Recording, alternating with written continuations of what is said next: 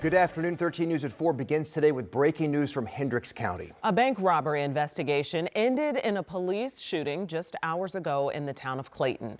And now police have confirmed, I should say, the suspect is dead. Brandon Schaff rushed to the scene this afternoon. He joins us now live. Brandon, so what have you learned? Yeah, good afternoon, Dustin and Felicia here in Hendricks County, where this officer-involved shooting happened earlier today. Let's show you this very active scene here on US 40. Right behind me over my shoulder here, the suspect's vehicle, that blue vehicle right there with a grappler device from the police car attached to it. The suspect fleeing from that car to some nearby buildings over here, and traffic is currently being diverted from US 40 through a neighborhood. Let's get you caught up on what we know from ISP telling us that no officers or uninvolved people were injured when this shooting happened earlier today. Plainfield PD found a wanted bank robbery suspect in that car and tried to pull him over, and that's when police say that he fled from that vehicle. A Plainfield police car then used a grappler to stop the suspect's car. When they did that, the suspect got out and ran on foot, armed with a handgun. At some point during the foot pursuit, officers discharged their weapons and the suspect was struck by gunfire. Police say the suspect received medical attention and was transported to the hospital where he died, and some of the involved officers had body cameras, and a police drone was deployed in the area, which will all be reviewed by investigators. And back out here at the scene, ISP have their crime scene investigators here, and they anticipate that this will remain an active scene as they try to determine exactly what happened for the next several hours. And as I mentioned, vehicles are being diverted from this main highway into the back neighborhood. Traffic was pretty bad when we first got here. I still see them being diverted right now, so something for people to be aware of as they drive through Hendricks County. Back to you. All right, thank you so much, Brandon Schaff, reporting live. We appreciate it. Right now, an Indianapolis man is headed to prison for 60 years for killing a man inside the Indiana Convention Center. Yeah, we brought this story to you when it first happened. Rich Nye has stayed on top of it. He had his camera in the courtroom for sentencing hearing today. And Rich, the victim's children, they've read some very emotional statements in court. Yeah, and the saddest part of this case is that even after the trial, there's still no clear explanation for why Brian Fulton killed Al Gosnell. Fulton's attorneys claimed at the trial that Fulton feared for his life and acted in self-defense. But the security video from September 11th, 2024 does not support that argument. The video shows Fulton come up from behind Gosnell as he left his office and walked down the hall. Fulton stabbed him multiple times with a box cutter, then strangled him with an electric cord. Gosnell worked at the convention center as a sound and light technician. He was 58 years old. Fulton used to work there as well as a stagehand, but Gosnell did not know his killer. Both of Gosnell's adult children spoke today at the sentencing. The pure loss and grief we have sustained from losing my dad just can't be completely put into words. How do you put into words losing someone so special and important in our lives? In my personal opinion, 3 meals and a bed to sleep in is better than what the man who did this to our family deserves. I would like the judge to give the murderer, the sitting across in the defendant's chair, the maximum sentence possible, because I want him to think of all the things he took away from me and my family. Judge called Fulton particularly dangerous and said he killed Gosnell for no reason whatsoever. She gave Fulton an aggravated 60-year prison sentence. Fulton apologized to Gosnell's family and his own family and said, "I wish things would have happened differently that day." Fulton asked the judge for an attorney to appeal his conviction and his sentence. Okay. It's just so senseless. No motive. You're trying to nothing. make sense of it. Right. Not that you can't, but it's just There awful. was an explanation to a certain degree from the defense that Fulton has had some mental and substance abuse problems. Man, so sad all the way around. All right, Rich, thank you. Thanks. And now to an escalation in the war with Iran. Iran's Islamic Revolutionary Guard Corps now have control of 2 ships in the Strait of Hormuz. This seizure happened just hours after President Trump backed down from his threats and extended the ceasefire. So this effective closure of the strait has already sent gas prices skyrocketing and raised the cost of food and a wide array of other products. Brian Abel has the latest on this conflict. Iran's Revolutionary Guard say they've seized 2 ships in the Strait of Hormuz and moved them to Iranian waters, while Iran state media says a 3rd Greek-owned vessel is now disabled off Iran's coast after reportedly being targeted by the IRGC. The claim's not independently verified, but the UK's Maritime Traffic Organization previously said 2 container ships were hit by fire. Now they are basically a bargaining chip for the Iranians. They're coming into these potential talks with ships in their possession. The escalations come hours after the ceasefire deadline between the U.S. and Iran was set to expire. But by Tuesday afternoon, President Donald Trump announced he would extend the ceasefire at the request of Pakistan until Iran submits a proposal and talks conclude, quote, one way or the other, calling Iran's government seriously fractured following the U.S.'s targeted attacks on leadership. The problem is that through these decapitation campaigns and the fact that Mujtaba is seriously injured, there isn't a final decider.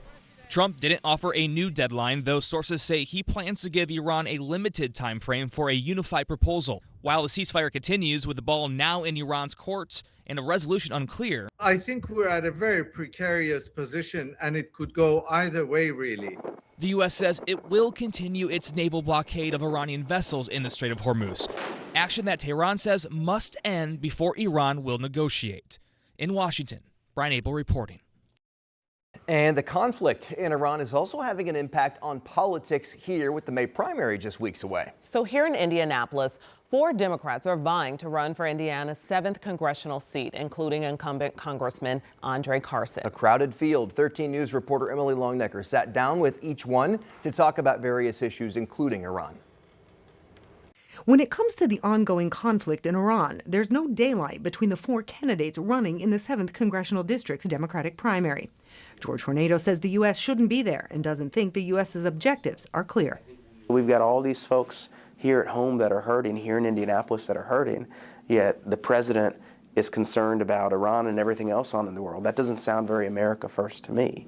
And so it's deeply frustrating to see this, especially when the reality is all of this is just a distraction from the Epstein files. Destiny Wells is a lieutenant colonel in the Army Reserve and could face a deployment if the conflict in Iran expands. She says the U.S. entered the conflict with no strategy. This really does keep me up at night. I'm a mother. The thought of having to leave my children for the whims of Donald Trump because a Congress sat silent, I think, is so much of the reason why I'm running. What decisions should Congress be taking back right now from the executive branch?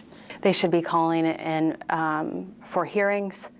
They should be putting the Department of Defense, not War, and calling them out on the carpet. And I think that they are largely avoiding this politically. Former Center Township Constable Denise Paul Hatch says the president should not have made the decision to attack Iran without consulting Congress, but doesn't believe the U.S. should be involved in the first place. I pray for world peace every day. Nam Myoho Renge Kyo, I'm a Buddhist. I pray for world peace. But I have a 25-year-old. He can be called up to fight for what? You fight for America. You don't fight just because Donald Trump decides, he want to play games with the Israelis. Since the conflict in Iran began at the end of February, incumbent Congressman Andre Carson has voted repeatedly for the War Powers Resolution, backing efforts to restrict or end U.S. military involvement in Iran without congressional approval. President Trump has yet to come before Congress to make the case that it is our constitutional duty and obligation to enact wars, with the exception of very exigent circumstances. And President Trump has failed to do so. I think that this war has been disastrous. It has caused economic instability, not just here, but in the region. Gas prices have skyrocketed. We're still dealing with rising food costs. And Trump's leadership has effectively been disastrous. Iran is just one topic the candidates touched upon in one-on-one interviews. You can see my full interviews with each streaming on WTHR Plus starting on Sunday. Emily Longnecker, 13 News. All right, we've made it to Wednesday. Hump day. There it is. Hump We're day at the it is. Yes, and a beautiful day it is. Yeah. We've been rinsing and repeating, although I heard all that rain last night, like you said it was coming. Shocker. She I'm said always this at shocked. noon. I was like, well, we said it's a chance it could make it happen. But I didn't think it was going to make its way all the way down here. It's okay. I get that from my family. It was pretty fast, though. I mean, it was a couple booms, the thunders, the lightning, and it moved. Yeah, look, in a lot of areas, it's going to be something very similar. A lot of spots. This is what you're going to have this afternoon. A lot of sunshine, warm temperatures again. It's breezy. We've got gusts approaching 30. Not as strong as yesterday, but still kind of a gusty afternoon. It's getting as close to 80 degrees here across all of Indiana here. Now, like we talked about yesterday, a little narrow axis of thunderstorm potential, and that indeed is what's playing out. These are northeast now. They're in Miami, Wabash, Huntington counties.